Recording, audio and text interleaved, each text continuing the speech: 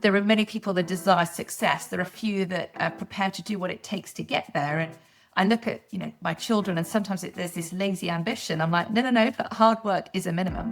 You don't have to be perfect all of the time. You can show up as you are rather than actually trying to meet those goals of perfection. I was referred to as the accidental politician.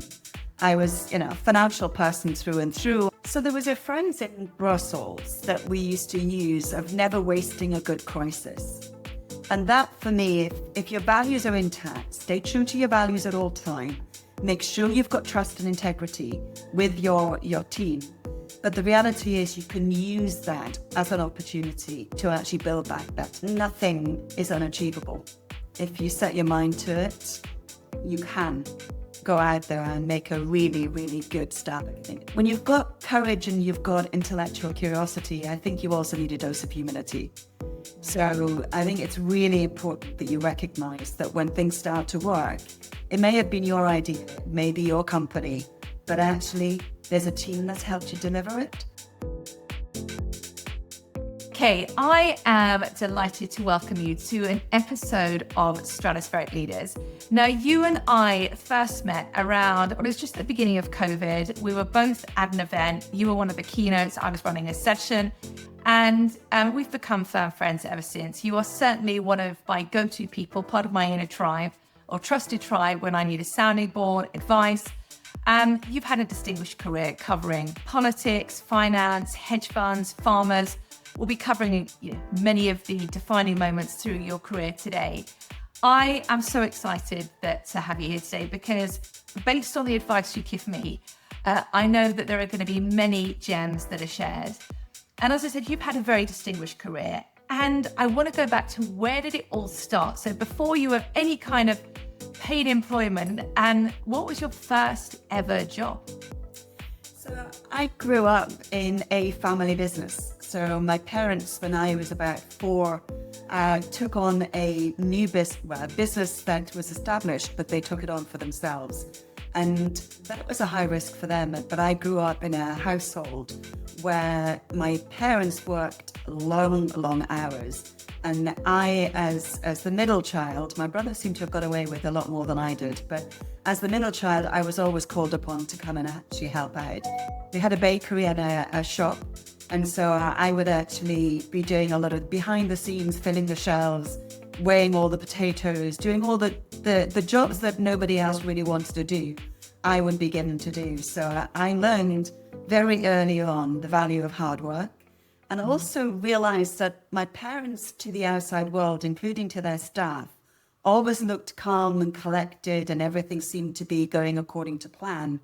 But behind the scenes, we knew that that was not the case, that it was all very much, hands to the deck and lots of panic and lots of worry behind the scenes.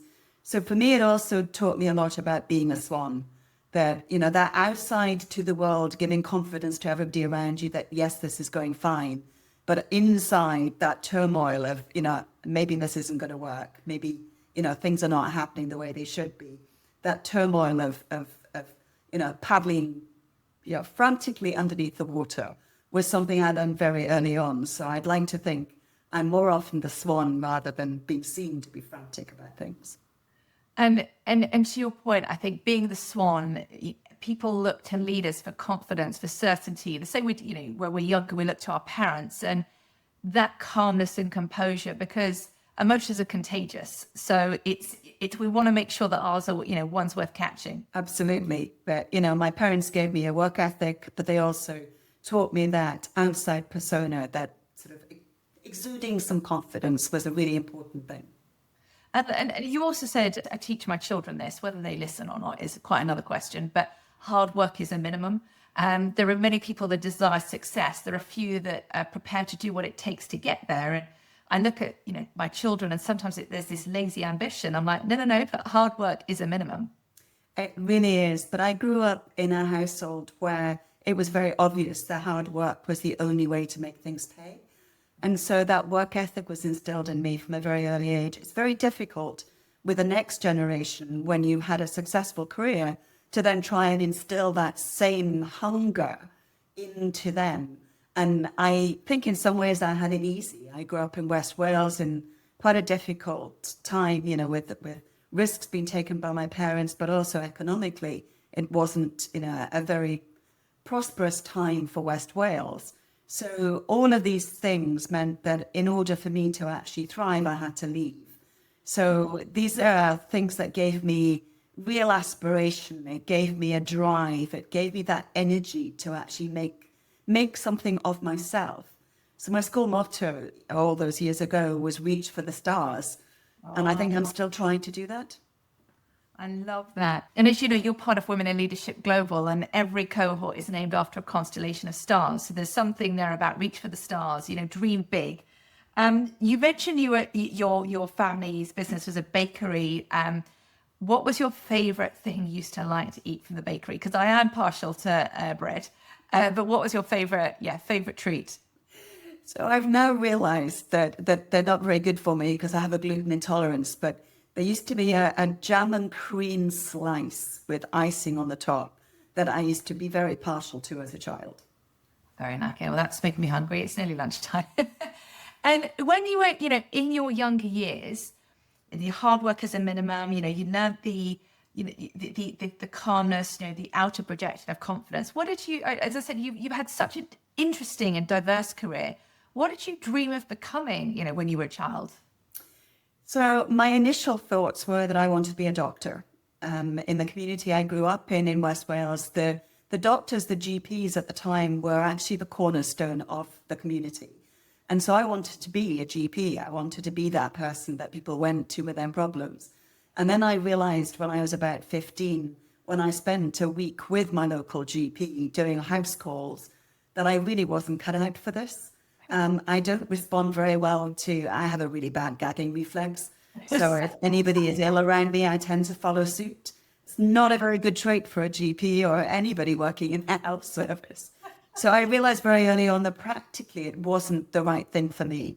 So I had to pivot and actually think about other areas that would give me the same intellectual stimulus as medicine and the whole area. And so I landed on pharmaceuticals and decided very early on I wanted to be the CEO of a major pharmaceutical company, and that was going to be my aspiration going forwards. Haven't managed to do that, but there's still time for me to actually maybe share something going forwards. Yeah, and I'm going to add one word to what you've just said there. I haven't managed to do that yet, because maybe that is written in the stars. You talked about, the stars. And as you've traversed your career, I'm sure, many people over the years have offered you advice. What is a piece of advice that's been shared with you that has really stayed with you?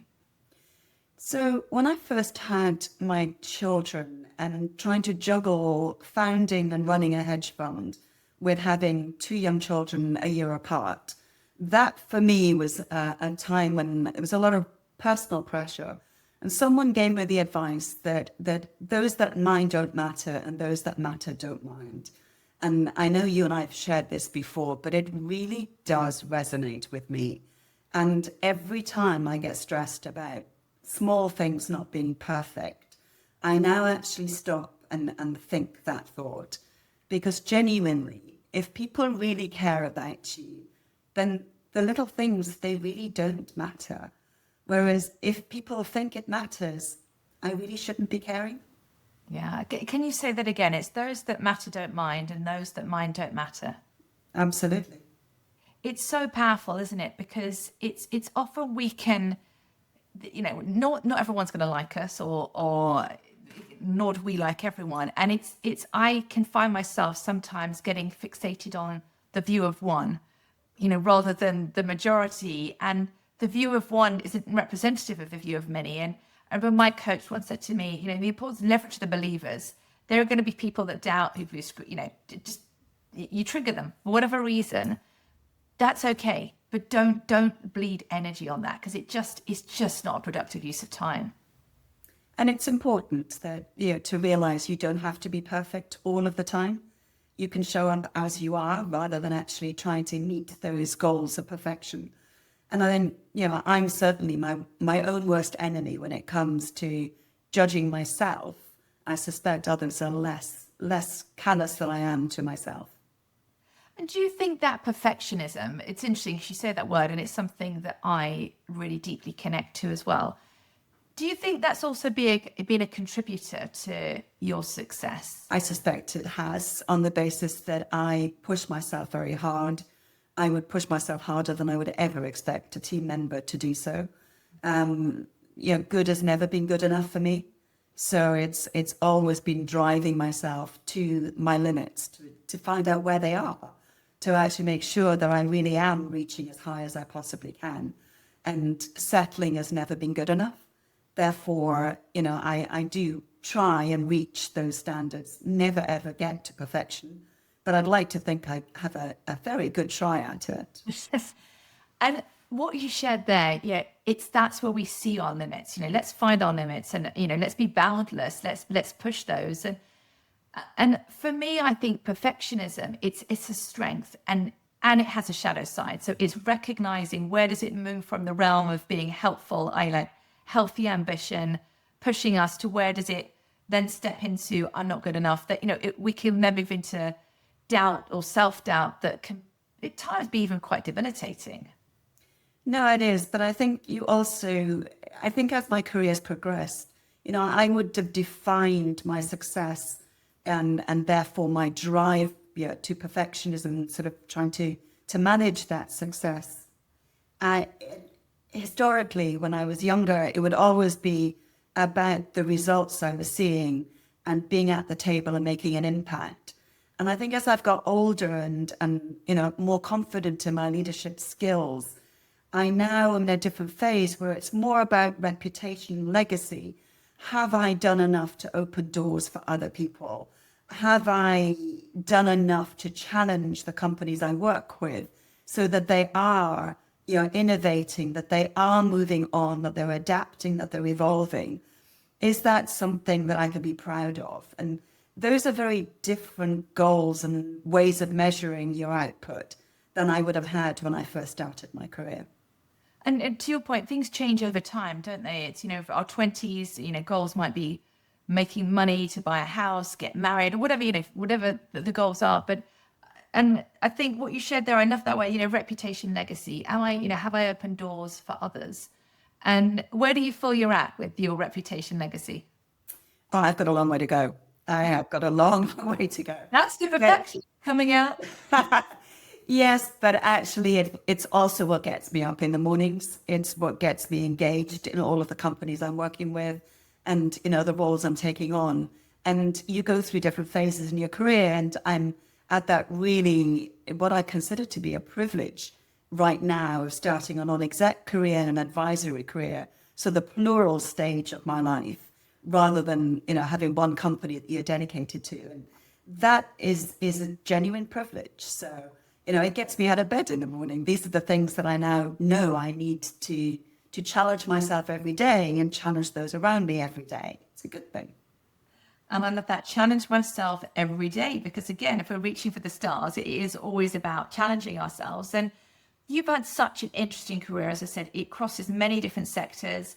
And I'm going to ask this, and I'm sure, what have been the defining moments? I'm sure there are many, but what are the moments that have really left an imprint for you? So most of the big moments in my career and therefore involved change have been serendipitous. So I haven't planned them. And as a big planner and a control freak, that's actually, for me, when I look back, is an unusual thing. That it's been serendipity. I have unexpectedly met someone who's offered me an opportunity, but I then had to say, well, should I do this? This isn't in my comfort zone. Should I go and try something completely new? And so, I was referred to as the accidental politician. I was, a financial person through and through. I'd spent all of my career specializing in pharmaceuticals, but in the financial services sector, either as a banker or as a fund manager. And suddenly I meet David Cameron as leader of the opposition. And he says, why don't you come and actually help me perform a function that brings the real world into the political world? Somebody who's got different experiences, who can actually guide the legislation in a different way. And it was a challenge. And so he calls me the accidental politician. And I think to this day, it does make me smile. But my most defining moments ended up being when I was elected to the European Parliament in 2009, in the shadow of, the great financial crash. Therefore, you're actually putting in place once-in-a-lifetime legislation for financial services. So I found myself as Vice Chair of the Economic and Monetary Affairs Committee through successive Eurozone crises, through major things that were happening. And for the first time, Brussels was legislating for financial services, which was really important for London as a global financial centre. So, actually taking that UK's voice to the table and making sure that the legislative agenda was suitable and fit for purpose for London as a global financial centre was a real great privilege, and I really enjoyed that. That was probably one of my most defining, I guess I can pinpoint exactly what I did.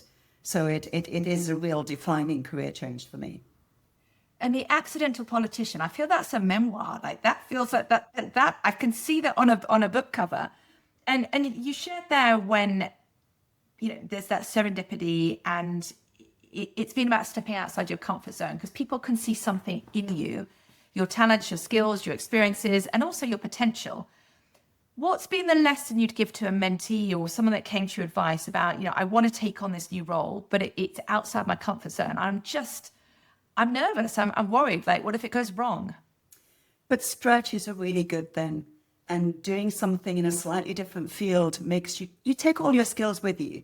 So all the skills you've learned already in life and all the skills you've learned in every part of your career, you take with you to that new opportunity. And therefore, you're not starting afresh. You're taking all of those skills, you're applying them to a slightly different area. But the reality is, I think it makes you more rounded and you come with a different perspective, which is really important. And for me, that allows you to challenge the status quo.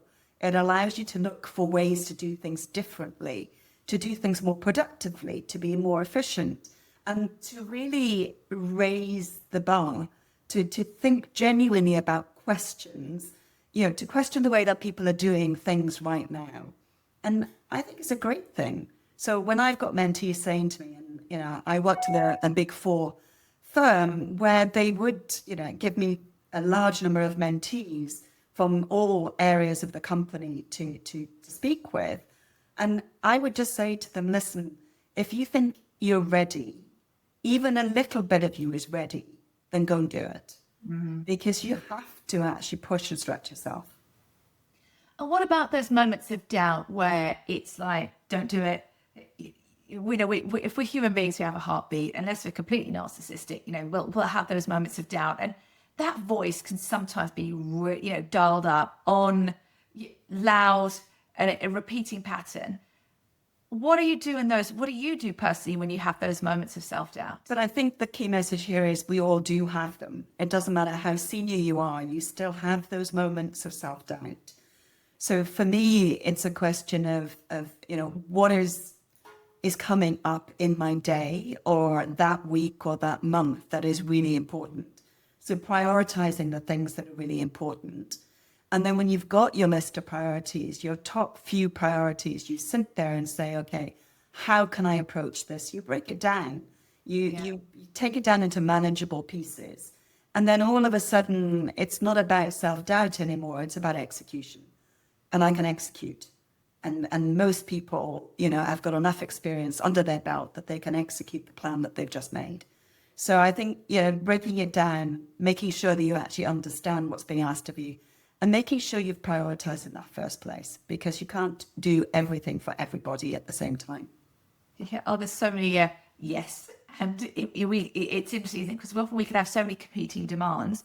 But what you said there, I think there's several things to underscore, but making sure you're clear on what the ask of you is, because I think sometimes we can live in the world of assumptions or something's asked of us, but are we aligned with expectations or are we operating in the grey? So really having that alignment of this is, shared understanding is so critical in order that you're prioritizing on the things that matter and on the right things. And when you look at leadership, you've been a senior leader for many, many years. Well, I asked you earlier, what's the advice that's kind of stayed with you, but what's the one thing no one warned you about? I think for me, it was important to actually learn for myself, because nobody told me, that it requires as much EQ as it does strategic clarity to be a decent leader. And I always thought if you have the best plan, you've worked it all out, you have all the data to back it all up, then that would actually be sufficient. But it's not. You need to show up as the person who's going to be collaborative, who's going to be collegiate, who's going to be able to communicate that plan effectively. And it's really important for people to understand the why. Why are they doing things? Because if they understand the why, you're far more likely to get things that are aligned to what you want to happen.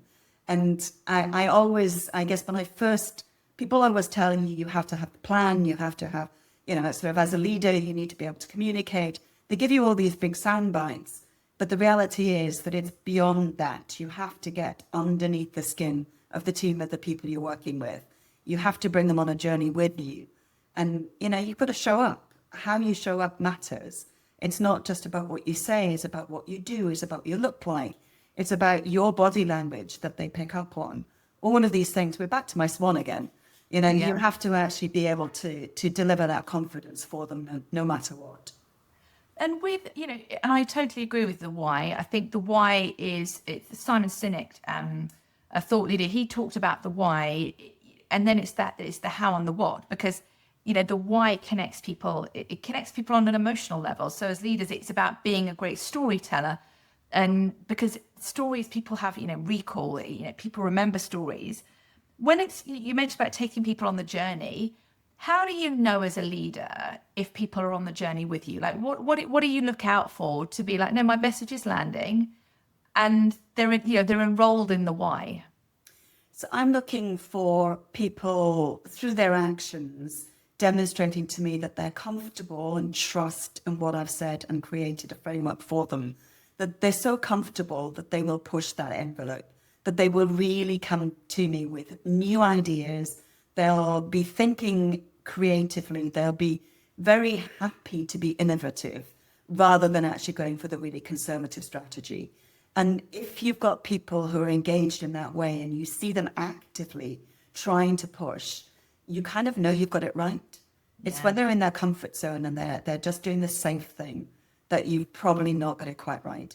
And you mentioned the outer optics, which we discussed at the beginning, and it feels a really important one to underscore, because that EQ, you set the tone. When you walk into the room, how you show up, your face, your eye contact, your energy. I'm sure we've all experienced leaders that walk into a room where someone's they're frenetic, frazzled, they're looking at their phone whilst they're speaking to you, and it's the impact that their actions and behaviors have on others. And EQ for me is part of that, is about empathy, putting yourself into the shoes of others, really giving thought to how do I want people to feel when they leave the room, and knowing that how do I need to be as a leader.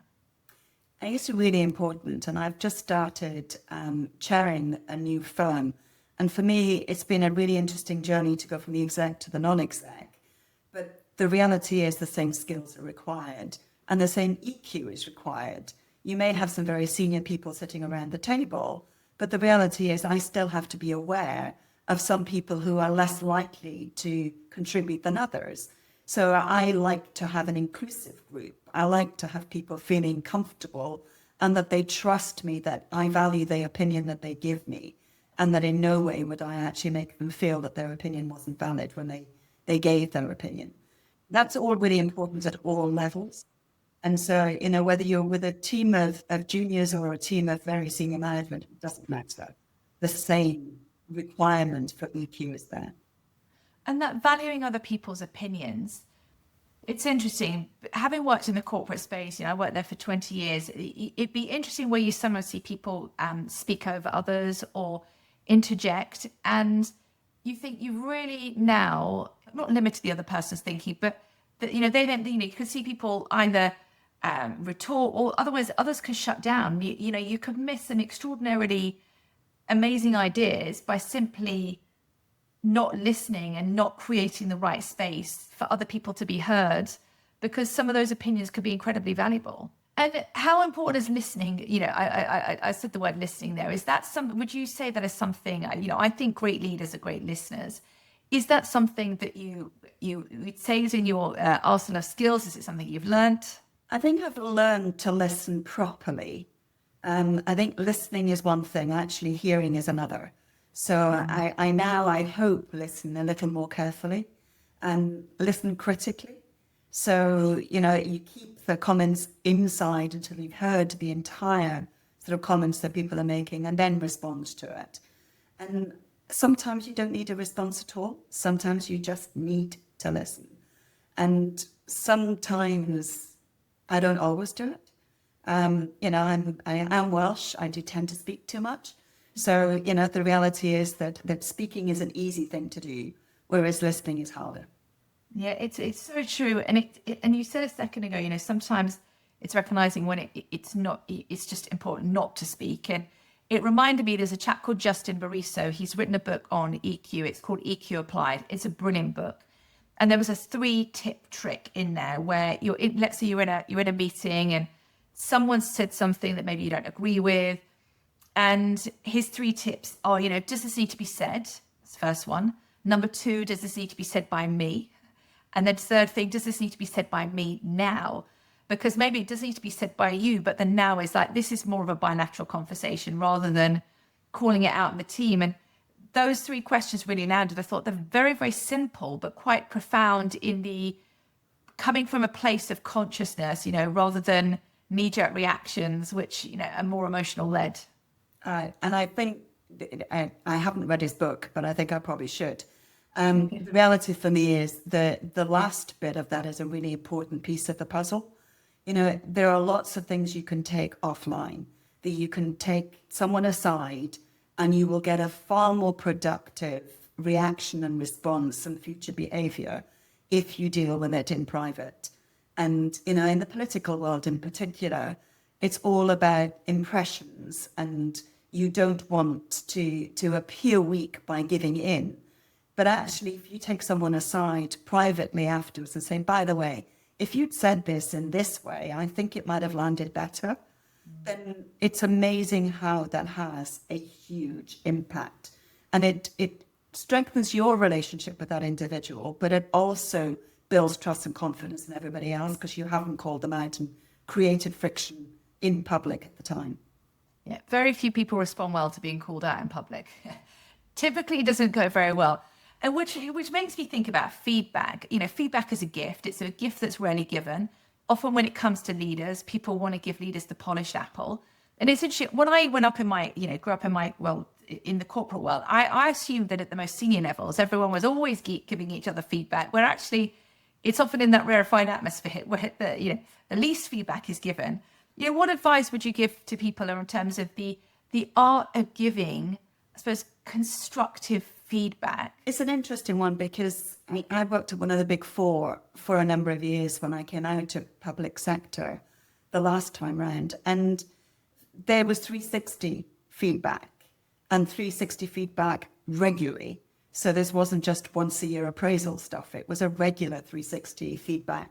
And some of the feedback I found most useful were from the more junior members of my team, where they felt safe and empowered to give proper feedback. But the reality was you then realized how you come across. And, by all accounts, I can be quite scary. I didn't and don't think of myself as being scary. But, putting myself in other people's shoes, maybe what I think is sharing my knowledge and demonstrating, my expertise and knowledge publicly can be seen as to some people as intimidating.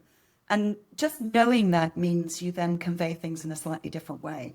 And, asking people's opinions rather than just telling them the way the world is a really important part of my journey in learning. And, coming out of politics back into business, it's a very different world in politics to that of a big business. And there were major lessons for me to learn at the time. And I hope I have learned and grown as a result of that. But the 360 feedback and the junior and your peers, for me, were actually more important to me as an individual necessarily than from the top. From the top, you have daily contact. You kind of, when I came in as a vice chair of the firm, you're already at a fairly senior level. There aren't many people above you. So you have that regular contact. You've got that daily feedback. You know whether it's going well or not. But the peers and sort of your team giving you regular feedback and feeling confident that they can give you that feedback was really important. And I think, feeling confident they can give you the feedback. It's not asking for the feedback and then disagreeing with them. It's making them feel that they're, and also the safety. You mentioned the word trust earlier, that there is a trusted space.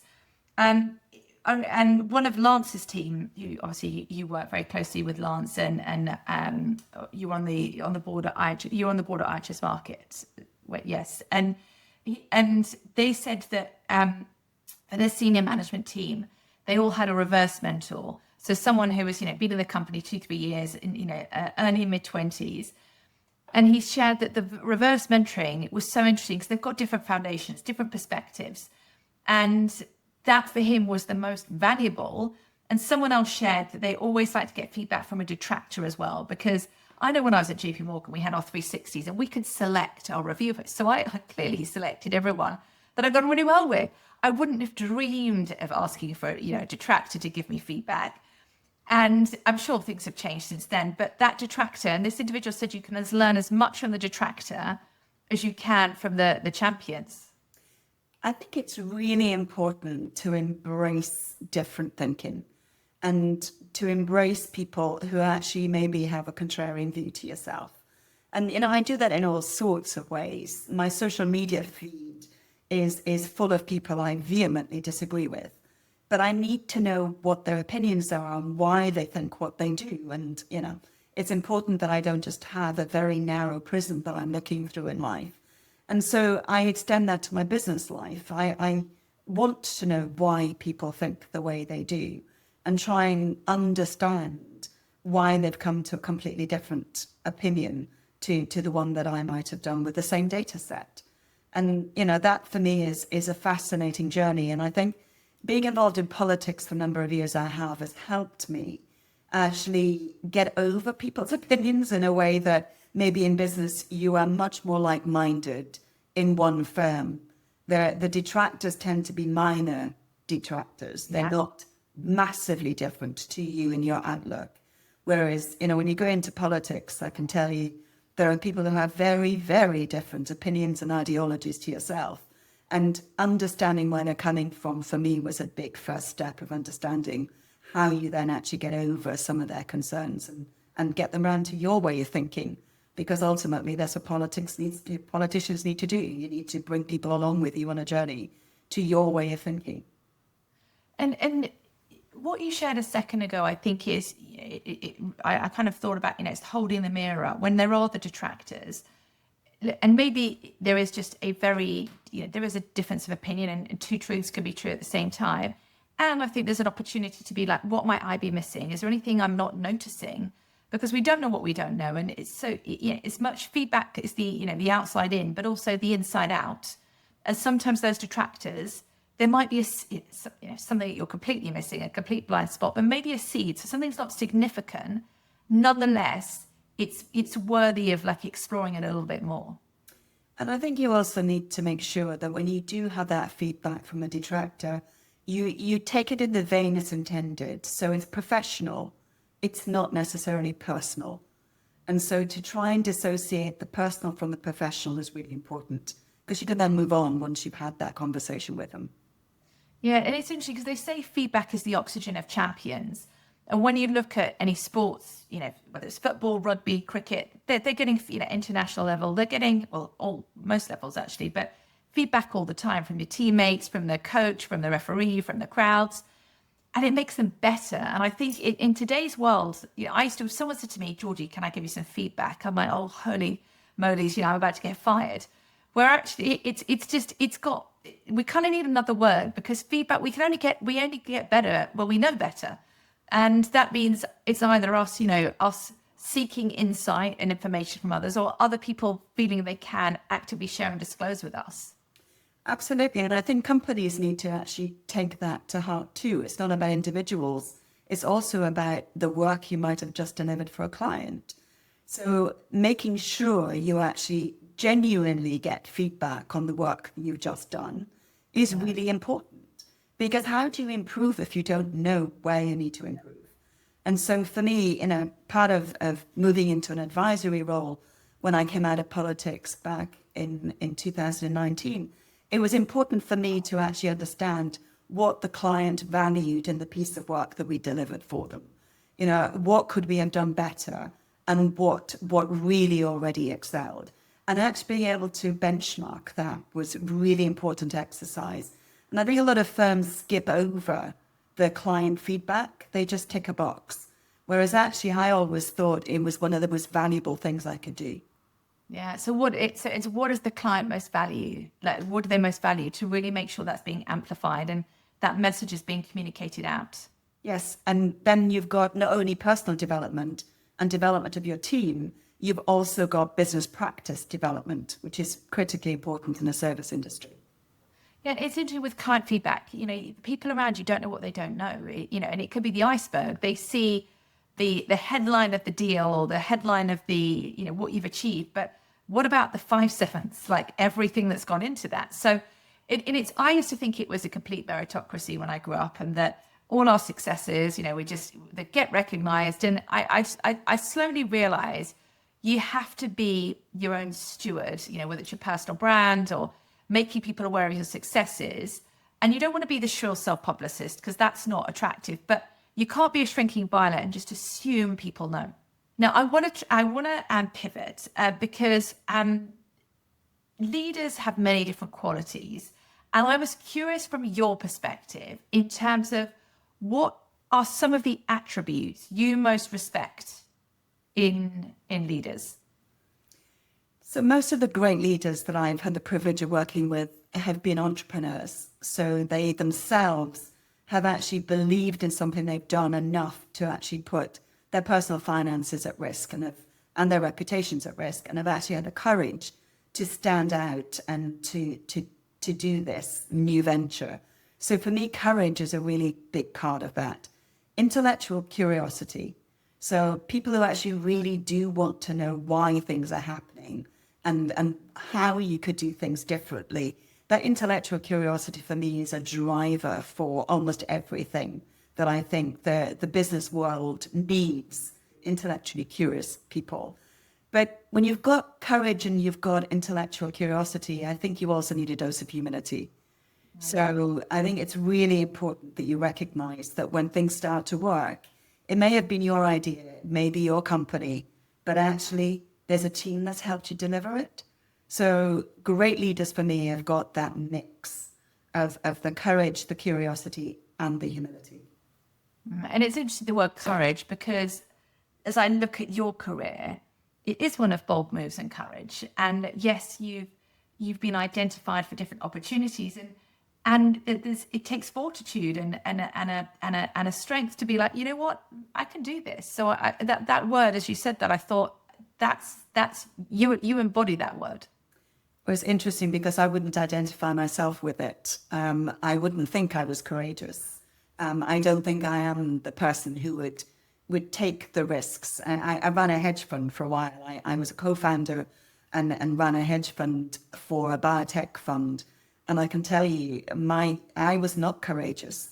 Those traders around me tested my nerves daily. So for me, courage is not something that I necessarily would put as being one of my attributes. But interesting that others may see it differently. No, I absolutely do. And you said there about testing nerves. In organizations and politics as well, let's be clear, there's always going to be conflict, difference of opinions. How do you address conflict? And it's not necessarily about having a win-win outcome, but I don't think that's always possible, but the best possible outcome. So from a professional point of view, it has to be head on. You have to deal with conflict in a professional environment. Immediately, it's apparent that there is a conflict, but you have to do it respectfully. So if people realize you're coming at it with good intentions I think, and they trust that you will manage the situation appropriately from both sides. I think that's important.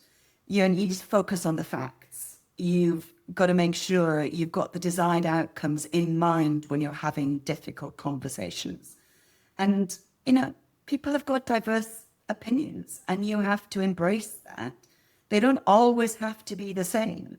So conflict isn't always bad, but you have to manage your way through it.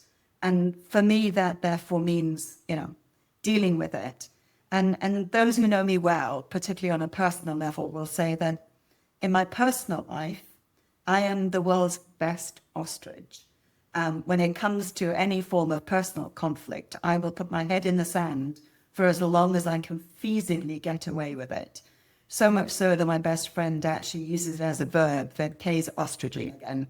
So, it's quite odd where there's a difference between my professional and my private life, where I will take one, head on, and the other I will put off as long as I possibly can. It's interesting how different personas, personal and professional, and the professional piece there, it really, what you're saying that, deal with it head on. When you're a senior leader, it's not negotiable. Some of these conversations, you actually don't have the ability to put your head in the sand. There is no choice. But you mentioned a really valuable point there, lead with fact.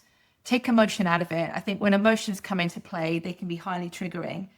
And before you go in, you said, what are the desired outcomes? I think it's, what is the end state that I'm looking to achieve? And knowing that, what are the facts that I need to bring in? And I don't know if people always think about the end state. They go in preparing what they want to deliver, but what's the outcome I'm driving? Critically important, particularly when you've got people that don't necessarily see eye to eye within a team. Wouldn't it be wonderful if the world was free of conflict? Sadly, we don't live in that place. And I think it's one of those skills, the more you exercise it, like a muscle, the stronger it becomes. And you have to trust your instincts to a certain extent too. Do your planning, but trust your instincts in the moment. Yeah, the instincts, our third brain, our intuition.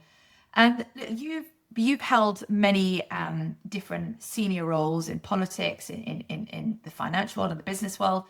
There is a scrutiny that comes with the seat. We live in a world now where it is a cancel culture. Things you say can be evergreen, you can be misrepresented very easily. So it takes a certain kind of person, I think, and leader to be able to cope with the scrutiny of the seat. I mean, there's lots of great things, but I think it's going into these seats, these roles open-minded. What's been your mechanisms for dealing with that? So I had the joy of being in the public eye for 10 years as an elected politician. And I can tell you that the scrutiny of the public is actually so great and such a pressure that it changes the way in which you behave and the way in which you act. And I would say very clearly that I do, even today, on things I'm involved in, I do a daily mail test. And by that, I mean, would I be happy for this to be on the front page of the Daily Mail? And if the answer to that is no, why am I doing it? And, the reality is that, if you always try to do the right thing for the right reasons, then you can defend why you've done it. And whether it's work or whether it's your personal life or anything in between, then I think dealing with scrutiny, if you've done the right thing, you can then actually defend it. And I think you could be strong and really stand up tall. But, always check that you have done the right thing for the right reasons. Yeah, the Daily Mail test. And it's, would I want my mum to see this on the front page of the Daily Mail? And I think it's having it's that power in the pause, isn't it? Before you, and you have to be very conscious, and I suppose the word's deliberate, because things can have repercussions. So there's the thoughtfulness that's needed. And that thoughtfulness is interesting because I think thoughtfulness requires time. And I think we're in a world where things are moving faster than ever before. Changes. It's acute. The playbook from last year is not necessarily the playbook for today. And when you've navigated, extreme periods of volatility and change in the past. What advice do you give to other business leaders in terms of how do you lead, how do you steer and create a steady ship in these moments? So there was a phrase in Brussels that we used to use of never wasting a good crisis. And, that came about because we were in the middle of successive Eurozone crises. Things were going really badly wrong politically, things were going wrong economically, financial crisis, then these successive Eurozone crises. There was a lot going on. So never waste a good crisis is something that not only works for a country or a political establishment like the EU, it also works for business. If you're going through a period of significant volatility, uncertainty, then use it as an opportunity to actually have change for good. And that, for me, if your values are intact, stay true to your values at all time. Make sure you've got trust and integrity with your team. But the reality is you can use that as an opportunity to actually build back better. And I genuinely think that, we sometimes see a crisis as a completely negative thing. But actually, out of every crisis, you usually get the opportunity to have a better outcome.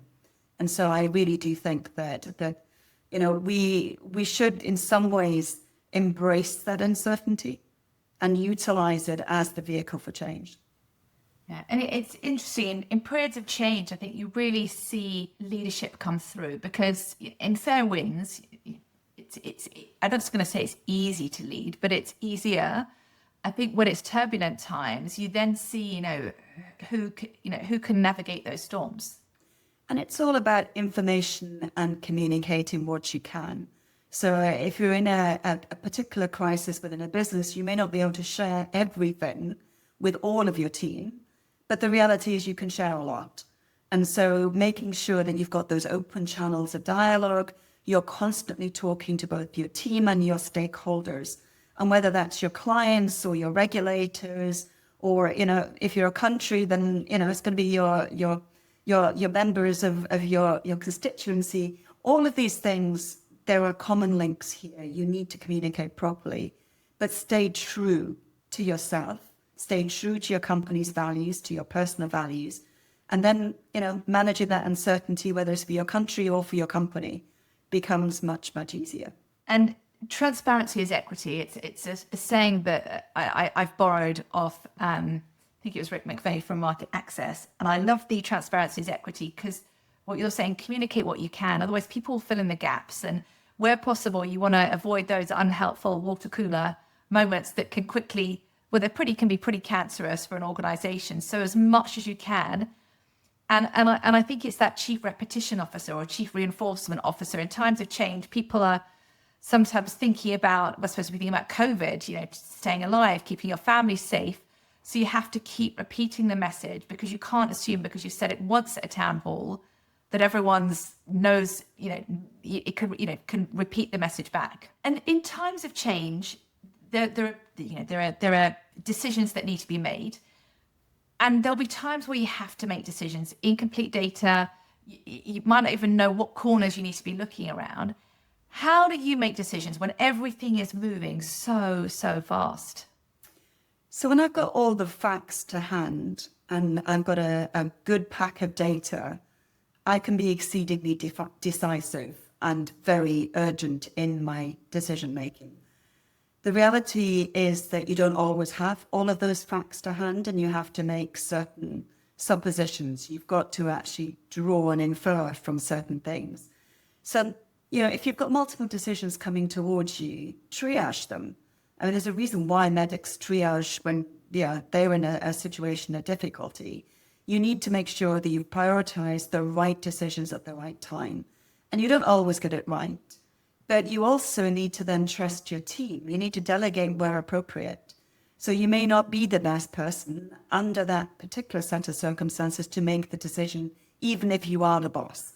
So delegate it to the person who does have more information than you and can actually do it effectively and efficiently, where you might actually not be able to do so. And I think of the Navy SEALs saying here, like, slow is steady, steady is fast. Use the word triage. And that's slowing things down, to your point. Where do I need to delegate? Where do I need to empower others? What's the decision only I can make? And that triaging, yes, it might not slow things down, but it's just, let's collect the information we have before we decide on the plan. Absolutely. And then You know you're making the best decision that you possibly can with the information you currently have. It's never going to be perfect, but at least you've paused. And go back to your pause. It's really important that you, in that moment, pause to actually think about what is the right way forward. I think it's Jeff Bezos who has the one door, two door. So, he goes between reversible and irreversible decisions. The irreversible is, let's say I sell my house. Well, I can't just buy that back. So that's, again, a mechanism by how he applies weighting, because the irreversible is maybe being a little bit more judicious versus the ones that are reversible. That makes sense to me, but I've never really. I take a very long time to make decisions that involve my personal life. It's on a work front, they tend not to be. You don't make them in isolation. Whereas, buying or selling my house would be a personal decision with nobody else who would necessarily input to that decision making. My children might disagree now, but given they're in their 20s, I would say it's now my decision to make. The reality is, in work, it's rarely yours alone. You're always going to have a senior management team around you. You're always going to have people who actually can advise you. You pay them for their advice, let them give you it. So, for me, in a work situation, it's rarely, for me, that irreversible decision, unless you're Jeff Bezos and, your entire building of your firm is because you've made those decisions at the right time. Yeah, and you mentioned your parents and children there, and I met your mum when you had your introduction to the House of Lords. So you're Baroness Swinburne. I always love to introduce you to everyone as my friend Baroness Swinburne. And I know you're very humble, so that you wouldn't always introduce yourself as that title, but. What if for your mom, and obviously if your father was still alive, what do you think they're most proud of when it comes to you? So I think they're probably proud of the fact that I've stayed true to my personal values, while striving to actually make an impact in the big wide world. I think it manifested that day of my introduction to the House of Lords. I wasn't expecting the phone call from Rishi Sunak asking me to go into the House of Lords. It came completely out of the blue, and 3 weeks later, I was being introduced into the House of Lords, an institution that I'd only ever looked at from afar, hadn't really understood how great an honour this was going to be. And I think having my mother there and having friends and family around me, when I got to do my oath of allegiance to the King and got to do it in Welsh unexpectedly, I think that was the time I knew my mum was proud. So... yeah, you've got me all emotional now. But no, that really was one of those unexpected things in life that I was glad that at least my mum was around to see. But it circles back to what you said at the beginning, reach for the stars. And, you didn't think that was possible. And yet, if I look at everything you've done with politics and finance and the business world, like you've been an extraordinary leader. And for me, I personally was like, it's so wonderful that that's acknowledged publicly. And it doesn't always happen. I know a large number of people that I would actually put well ahead of myself on that list of that particular honour. So, I'm very grateful. And again, it's humbling to be given that responsibility in the House of Lords. And I always like to close by having a quick fire round so people get to know a little bit more. And we've had a lot about you today and your some of your key lessons, the stories and insights. This is more on a human level, and so several questions here. Typically, the first thing that comes into your mind. There's no right or wrong, not competition. And so the first one is a leader you admire. Oh, there's quite a few. So I'm Christine Lagarde. She's really intellectual, she's calm in a crisis, and she is a phenomenal female mentor. Okay, so Christine Lagarde, calm in a crisis. She's got lots of ways to be tested there. And what do you think of when people? What do you think people think of you when they meet you for the first time? So I'll answer a slightly different question, but I like them to think, as opposed to what they necessarily do, is that I'm maybe thoughtful, strategic, and maybe collaborative. A quality you most value in others? Integrity. Your go-to drink in a coffee shop? Oh, black Americano every time. Favorite coffee shop? And I have a real penchant for Black Sheep coffee. Black Sheep's good. Yeah, they also do really good muffins. Are you an early bird or night owl, or somewhere in between? A night owl. Are you? See, I'm in morning lark. Nah, I'm definitely a night owl. If I need to really put my thoughts down and really think strategically, I do it usually after about 8 o'clock at night. And what time do you go to bed? I'm forced to be a lark rather than a night owl. So these days I'm in bed by 11, but historically it wouldn't have been until 1 o'clock. Okay, and if you go to bed at 11, what's the last touch point you have with your phone? I do check my phone before I go to bed. I have no boundaries. It is alongside my bed and it's switched on all night. I'm a legacy of my children needing things in the middle of the night. And yeah, I was away in Brussels for many, many years whilst my children were quite young. And so I would always have my phone on, always the volume up, never night setting. So if anybody ever needed me, I was always available. Yeah, I think when it comes to children, to your point, my phone's with me. But I did speak to a CTO recently. She sleeps with 3 phones under her pillow. So let's be clear, we're doing okay with the phone on by our bedside. And would you classify yourself as an introvert or an extrovert? Probably a bit in between. I really take my energy from being with other people. So I love that communal sort of sharing. But I recharge usually walking up the Malvern Hills with my dog. I'm with you, walking with a dog. Mind you, mine are naughty, so they typically don't stay with me. How best to get your attention? Email, phone call, like what's the best mechanism? Email, because I can deal with it anytime. Even if you're a lark as opposed to a night owl, I can send you an email at night. One thing you can't work without? Really old school here, pen and paper. Yeah, I do. I'm trying to migrate everything, but it's even books. I buy books rather than Kindles. If I need to get down some strategic thoughts, if I need to actually write a policy paper, I have to go back to pen and paper. And do you think that's does it take longer in the process because you can't just edit, cut, paste, or is that where the download is just more profound? It's more profound. There is a connection seemingly directly between my brain and my hand that flows onto a piece of paper. It doesn't happen on a keyboard. Yeah, same here. Best book you've read this year, or best thing you've watched on TV if you're more of a... So I've been reading a lot of AI books recently. So I've just finished actually on the audio version of it, Supremacy. It was written by Palmy Olsen. So I'm trying to understand how we've got to where we are with AI, and then I can start to plan what needs to happen going forward, particularly in the financial services sector. Okay, that feels like one I need to read as well. And last question, what is and I haven't prepared this because I'm feeling into the question, is something about your children.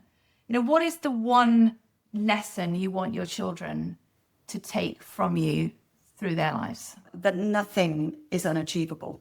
If you set your mind to it, you can go out there and make a really, really good start at it. I genuinely think, we're back to reach for the stars. You genuinely can reach for the stars. And do you know what? If you don't reach the stars, you're going to have reached a pretty decent place. Yeah, it's true. It's about what you said earlier, stretching yourself and seeing what's possible, being boundless. Look, I always love our conversations. You are just, again, you've just been such an incredible person in my life. So I can't thank you enough for that. And also for sharing, your insights and lessons today, because I know how many people are going to benefit. And I truly believe a single insight can shift everything for someone. And there are so many insights here. So I look forward to more of the world hearing your brilliance. So thank you so much, Kay. Thank you, Georgie.